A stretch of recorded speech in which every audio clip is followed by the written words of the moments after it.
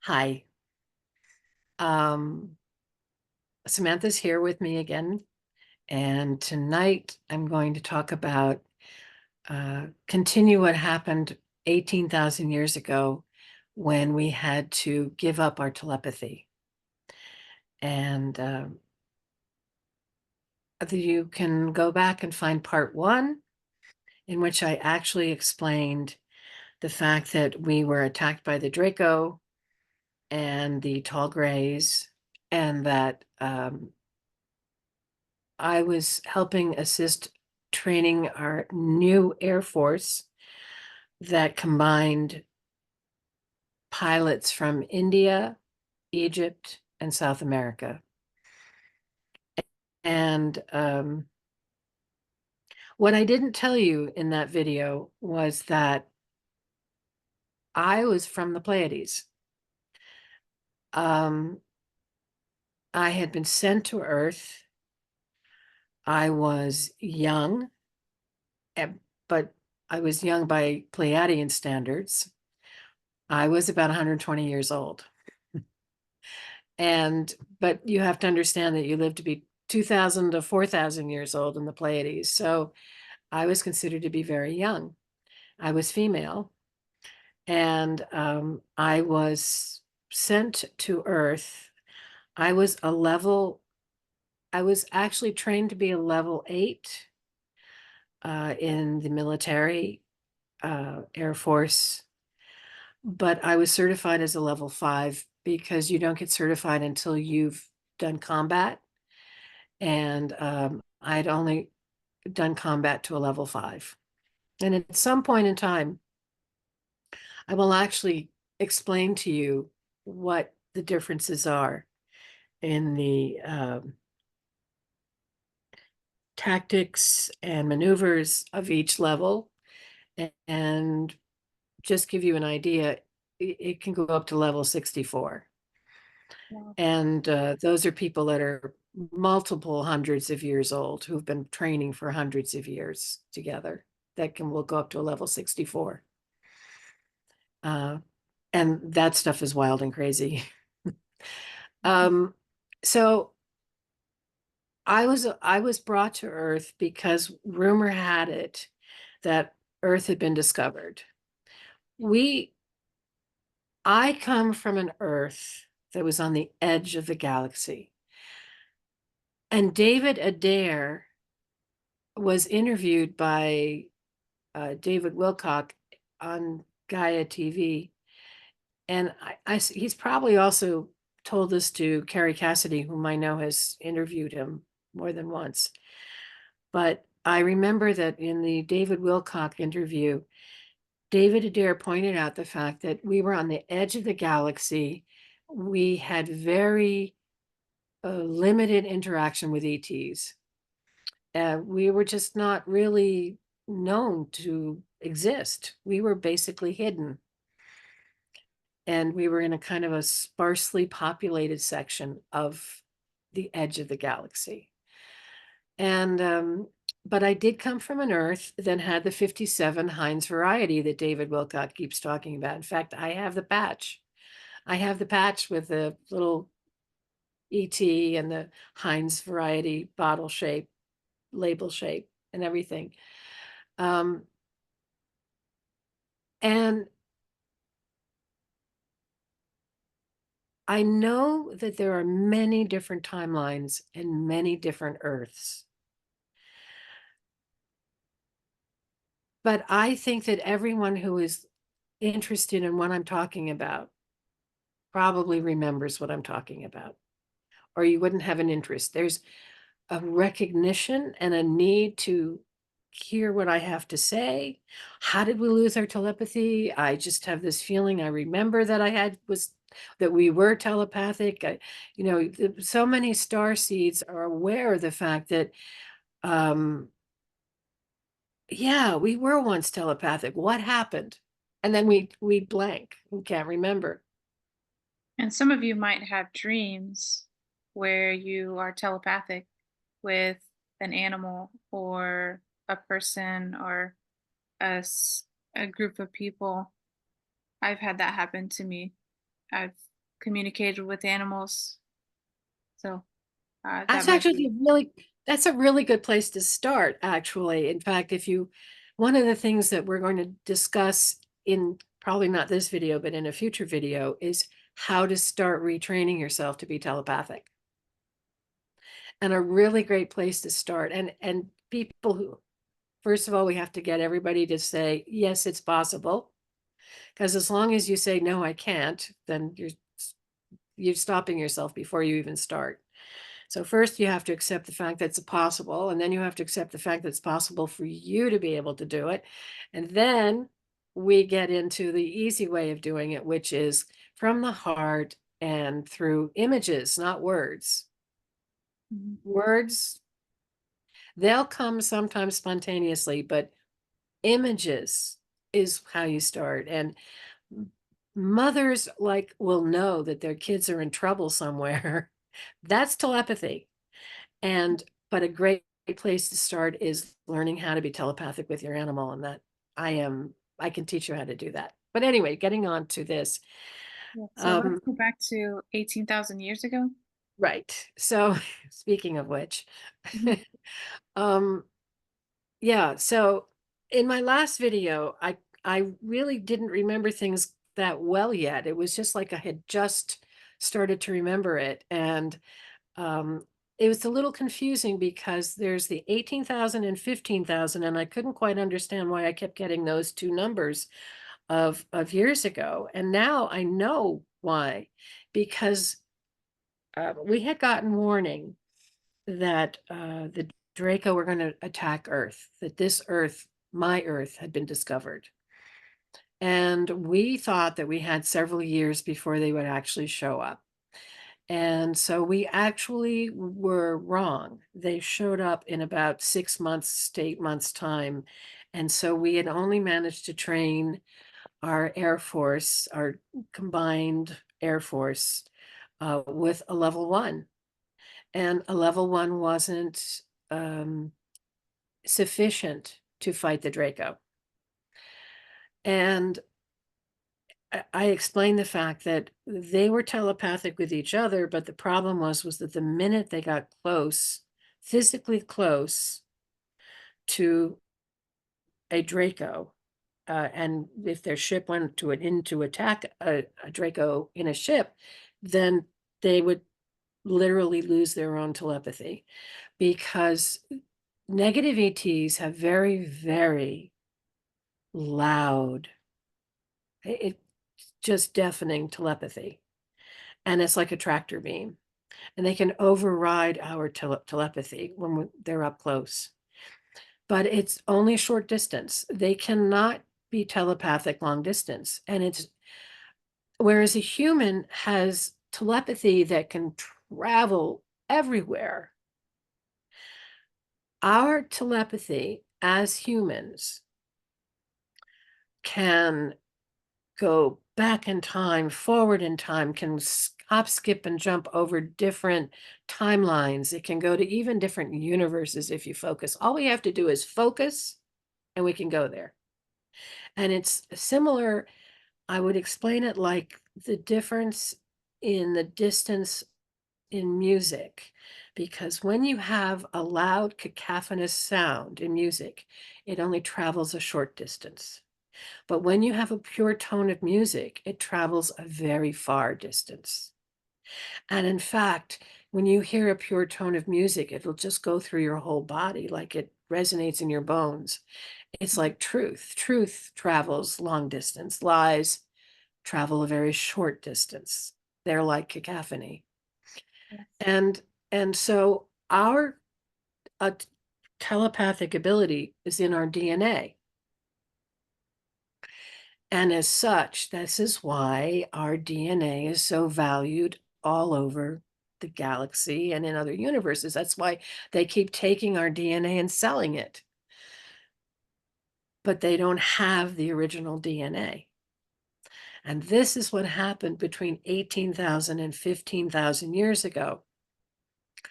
What happened was when we finally realized that, and in my first video on this, I explain a little bit about the fact that our guys tried to fight the Draco and lost.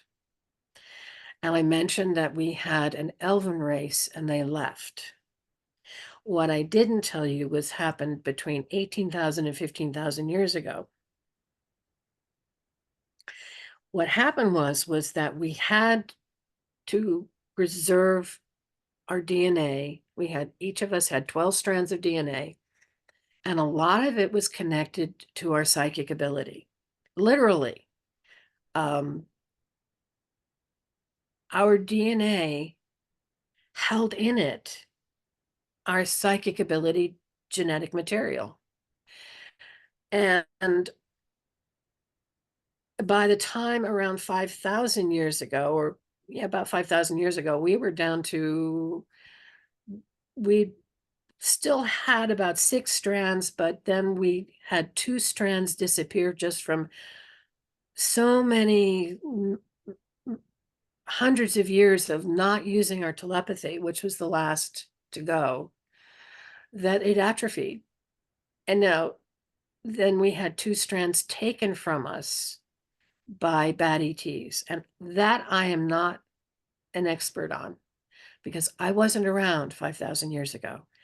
I left after 12,000 years ago, and I did not come back until about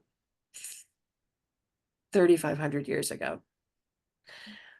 And other people, some of you stayed through the whole thing. Some of you left like I did and have come back. But my personal feeling is that every single one of you that's listening to this right now, as I talk about this, has some sort of connection to what we went through 18,000 years ago. Or And you resonate with the loss of our DNA. Some of you might have been seeking to restore your DNA. And as we continue to restore our DNA, we'll have telepathic connection with other people. And it's a hand in glove situation because as we work with other people to restore and practice our telepathy, we restore our DNA. And as we restore our DNA, we improve our telepathy.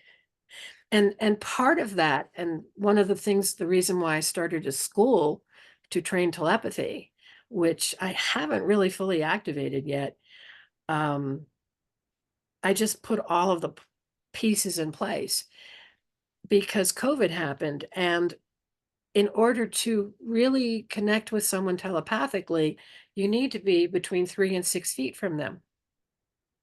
what's interesting is the vaccine, when they put that mandate out there and they told us to be further than six Six feet feet. from each other, they wanted to Exactly.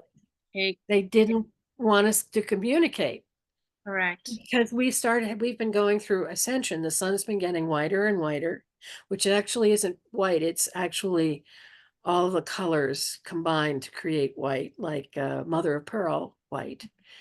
And the Schumann resonance going up and up and up.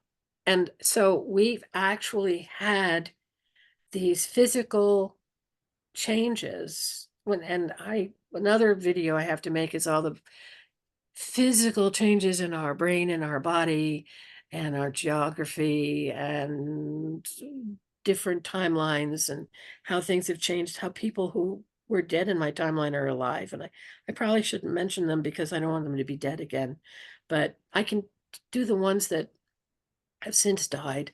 But you can really get in trouble there saying somebody was dead in your timeline and then you tell everybody that and then the next day they drop dead and it's not a good thing.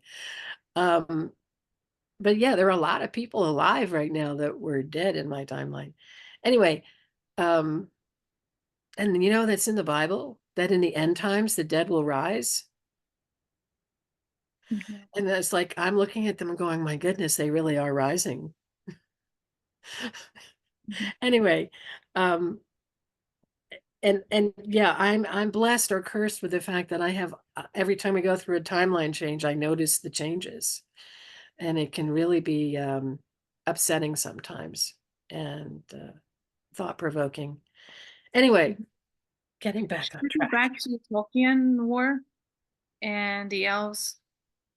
Oh, Could you? yes. Okay. Right. Thank you. Okay. Mhm. So you might have noticed that Samantha's helping me stay on track here so that I don't digress too much. Yeah. Um, okay. So the Tolkien War. Uh, Oh, yeah, yeah. So, okay, right. Okay. So what happened between 18 and 15,000 years was that we wanted to preserve our DNA and our telepathy and all of the things that we'd gone through. We had many different groups of people on this earth. We had people in 3D, and then another pocket of the earth was 4D, and another area was 5D, 6D. I'm not sure how high it went up. The elves were pretty high up. Um, they were in a lot of areas, they were 60, in some cases 7D. And just to give you an idea, the stories of children disappearing, the elves stole the children, that was sort of true, because if a child wandered off from home and wandered into an area which was actually in a higher density, say in a beautiful forest, and the child kind of went into a higher density, and the child suddenly noticed all the elves and how beautiful it was, the child would wander in and say, "Oh, hello." And they'd go, "Oh, you're one of us, obviously, because you're a higher density." And then what would happen would be that they would give the child a choice. They'd let the child stay with them for a while, and then they'd say, "Okay, here's your choice. You can either stay with us, but give up your family, or you can go back to your family, but then you will have to give us up. And you really won't really be able to ever come back." And that was a tough choice for a little kid. mhm. And some went home, and then the rest of their lives had that heartache of never being able to go back to the higher density. And some of them said, "No, I'm going to stay." And then they had the heartache of having to give up their parents. So, yeah, it was a very tough situation. But even back then, there were those people that were 3D that were very much like, there's no such thing as elves, or all elves are evil. I mean, you had normal stuff like we have now, with derangement syndrome, only in different ways back then. And we were still, dealing with ascension, because the way that Earth worked was that we kind of parts of it moved ahead, and we didn't split into two Earths where this Earth was 3D and this Earth was 5D. We didn't split that way. We kind of just all gradually moved up to 5D, 6D, and some people just hung around and didn't move and stayed with us. And we were working on them too. And by the way, that's something people don't realize, is that, yeah, we all think that every time you have a world, are we going to manage to not blow it up before ascension? What people don't realize is that sometimes the problem is after ascension. Are we going to ascend uh, in a community that all gets along? And part of the problem that we had 18,000 years ago is we had a large part of the world that believed that we should have no weapons, no military, no protection, that just being in a higher ascension, all would be well. And they didn't understand the fact that they could still have their planet attacked by the Draco and the tall grays, because they could come in at 4D and take us out. What's And interesting is that is we're in a war, a spiritual war like that today. The Dracos still exist. They have infiltrated our military. The Greys are here. They're yeah, trying to keep us from the ascension, from they are. higher They timelines. are. Yeah, Mhm. because, yeah. And like I said, that's, it's not just whether we're going to blow ourselves up or not. It's, are we going to actually make it through ascension? And then after ascension, are we going to make it through to the next, to all, everybody moving up to higher levels properly? With camaraderie. I can't think of what the word is, but so what happened was that we had to go around the entire earth because the one thing that we needed was everyone to be in on the fact that we couldn't allow our telepathic DNA to be stolen. And we kind of had to, and at this point we realized we couldn't use it to fight the Draco. And by the way, there was a period of time when we got along with the Draco just fine. I can remember a few 100,000 years ago when we used to have this ceremony like once a year where with the Draco, and it was a feast. And the thing that stands out in my mind was we used to have these little clips that we would put in our nose when we had this feast, because we couldn't stand the smell of the Draco and they couldn't stand the smell of humans, but we wanted to have this beautiful, peaceful feast together. So they wore clips and we had clips that kept us from smelling each other. And that's my one memory of it. Um, anyway, so we Now, once had friends with them. yes, one of the things I thought to bring up is, Leslie has this recall. Now she studied years and uh, honed in on memory and practiced memorizing everything. Could you explain that a little bit? Oh, yeah. Mhm. Okay, so when I was a small child, I used to find myself being lifted up out of my body and ending up on a craft, but then I wouldn't remember it. I only started to remember that a few years ago. But what I do remember is that when I was about 5, um, I started, I gave myself this command that I should remember everything that happened during the day on every half hour. And then come Saturday night, and it was always Saturday night, I had to remember everything that had happened from the Sunday before to that night on the hour. And I did it faithfully every single night of my life until I was 12. And and I you'd think I was OCD or something, but I wasn't OCD in any other way, just that. Um, and I remember when I could stop doing it, there was in my subconscious, there was a message from an ET saying, okay, you can stop as of this night. And I just knew I should stop. And the reason why I had to do that was because my job is remembering. Mhm. And I had to use it when I was being put in the body of the secretary, when I was a remote viewer and had to go and spend an entire week at a time in the body of the secretary of the Nazi general, so that I could then once a week report on every single thing that happened that week and not forget it. And what happened by doing it all those years in my brain,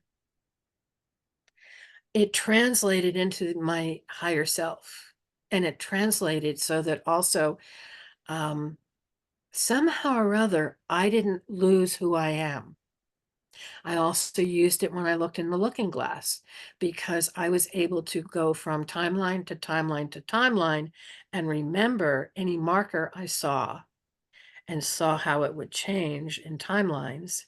And then those markers, I could remember exactly which timeline it was on. And some people couldn't do what I did because it would literally make them go crazy. trying to keep all of that information without it getting like jumbled. And I could I could remember it, but now what it does to me is that I remember all these changes in the timelines we're going through actually now, and that kind of drives me crazy because it's reality. Um, like for example, I came from an Earth where uh, Tesla died in the Waldorf Astoria, and now he died in the New York hotel. Um, Phil Schneider was suicided in my timeline with a piano string, which is insanity to think. But he had a piano and the string was missing and it was around his neck, which, considering he was missing a thumb and half his fingers, was an impossibility that he could have ever choked himself with a piano string. And I was talking to a friend in Australia, and he said, no, he choked on a medical tubing. And he said, I'll show you. And he looked it up and said, oh my God, the photograph that was the photograph had him face down. And he said, and now the photograph has changed and it's face up. And in my timeline, there wasn't even a photograph. And so we'd have to look it up now to see how it's changed again. But these things keep changing. And there are markers, like Phil Schneider's a marker, Tesla's a marker. And I periodically sort of get a message, go check out a marker and see if it's changed again. And and it's kind of what the quantum computer does, that gives us the future that we followed for the letter that follows 16, if you do it numerologically. Yeah, that comes from using the quantum computer that has a looking glass in it. And the looking glass and the computer have to take in consideration all these changes of markers. And that's one of the ways that we know whether we're staying on the right timeline or not, which, by the way, we are on the right timeline. And we really nailed it with this last election. So it's really good. We just have to see, because he may still go through some hard times. It's so quiet right now. I'm like, something's what? Mhm. Because I cast another chart, and he has a massive hidden enemy out there. It's like, when is it going to hit? I don't know. Anyway, he will survive and he will win, but it has a potential for a battle out there, and I don't know what it is. But anyway, where were we? Yeah, so come back to how she remembered, how she learned to remember, and how Oh, she gained how you mean me? yeah, I was gonna Okay, say how Leslie, how you did that. okay, Um, but for our audience, I was trying to say how. okay. Got it. Okay. Okay, so yeah, so that's how I trained, and that was definitely in connection with the fact that I went to school on ET craft at night. And by the way, there's a lot of people out there that also went to school on ET craft at night, and these were positive ET. And again, the whole point of my having this ability to remember stuff is that everyone else has to remember stuff. Mhm. And if I remember it, and that's my job, and then I actually tell you guys about what I remember, it may start to trigger your memories, because you will recognize on some deep level what I'm talking about, and you'll start to put your own pieces together. So even if it's subconsciously, but it's all surrounding you, because the 12 strands of DNA, those 10 strands that we're missing, are in the ether around us. It's just like when you have a limb that's lost and you have phantom pain from your missing limb, you will have phantom connections to your 10 strands of DNA that are missing, because they're still there. And most of it, or a lot of it, has markers that have gone into your junk DNA. And I can tell you, I have been assured that all of our DNA is known. It's it's like a giant jigsaw puzzle. What happened was we basically scattered everyone's DNA to the four winds. But we had to first get everybody to agree to do that. And then we had to pretend that we lost our DNA because the Draco had overwhelmed us and our DNA was too fragile to withstand it. And for a long time, they believed us. And we managed to make it through long enough that they believed us. Now, it's only been in the past, I don't know how many hundreds of years that they figured out, oopsie, we actually still have really good DNA. But even so, it's not what we had. What we had was DNA that was sacred. It was so special. And it was partially because of the 100 monkey theory. Even though we didn't everyone get along with the elves, they were still around, and there was this osmosis of their influence, and the DNA could change, it could morph. And so everyone's DNA, by all of us being on planet Earth, was all morphing into this advanced DNA just because we were all here. We didn't even have to intermarry, but even that was considered to be okay. But like you take the Hawaiian Islands, that area, I'm not sure if it looked exactly like it does now, but because islands pop up and go down. But the people whom we would call Hawaiians today, they had a lot of mer planet DNA in them. And some of them, they actually had mer ET people with them, and they were totally telepathic with whales and dolphins and everything. They were like family to them. And that gets into one of the reasons why they were attacked before anybody with Lahaina, was because they have these extraordinary genes and DNA, and they protected it. Um, a lot of it got kept and protected. Um, and that's another video that I can go into more detail about that. Um, but not to worry, because like I said, we planned for all of this 18,000 years ago, but it took us 3,000 years to. I know this sounds crazy, but when you think about the fact that back then people lived to be hundreds and hundreds of years old, and everybody was set in their ways, and everybody had to argue, and everybody had to decide what to do. And then we had the problem with the war with the elves. The elves said, well, we're a higher density than the Draco, so we can win a war against them. And the elves, and that was a massive situation. And that went on for hundreds of years. I mean, this is straight out of Tolkien talking about the fact that there had been a war with the elves and the humans against the bad guys that had happened long before The Hobbit and all of that time. It was their history. And the difference was that they forged the rings and they won the battle in Tolkien. But in our timeline, in our Earth, they lost. And the elves, it was heartbreaking because they lost so many of their race. And of course, the fact that they were defeated was just devastating also to their sense of understanding of higher density versus lower density and how could this have happened. It was a shock to them.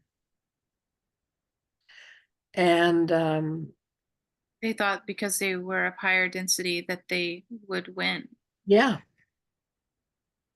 and they were smarter, and they were geniuses, and they could teleport, and they could do all sorts of stuff. So they assumed that they could just wrap themselves, but even they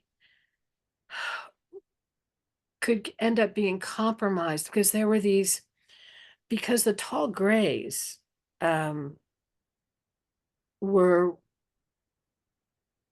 actually a higher density than the Draco. They could beat the Draco, but they couldn't beat the tall grays. Um, at that point in time, because of it being a very organic world. We weren't machines.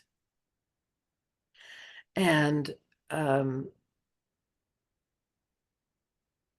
and they have what we would call like these high wizards or something. It's like I'm saying that Tolkien was like a documentary. And people are going to say, "Oh, that's not possible. You're just crazy. You're just crazy." They're not going to be able to believe what I'm saying. But why is it that everyone has this feeling from their heart about these stories? They have these feelings from their heart because on some level they lived through them Mhm. or remember them or were there somehow. And I believe that there are amazing number of people who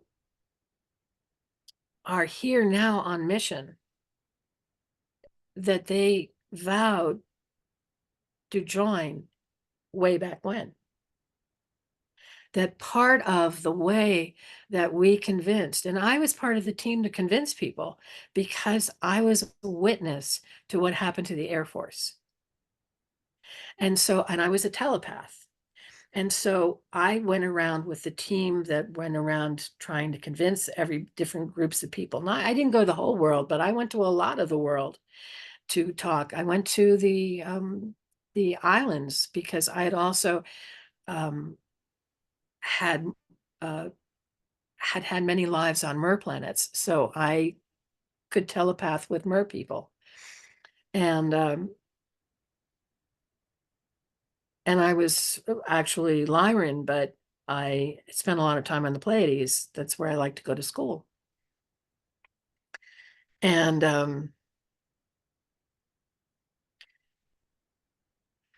gee, I was just about to say something and I forgot.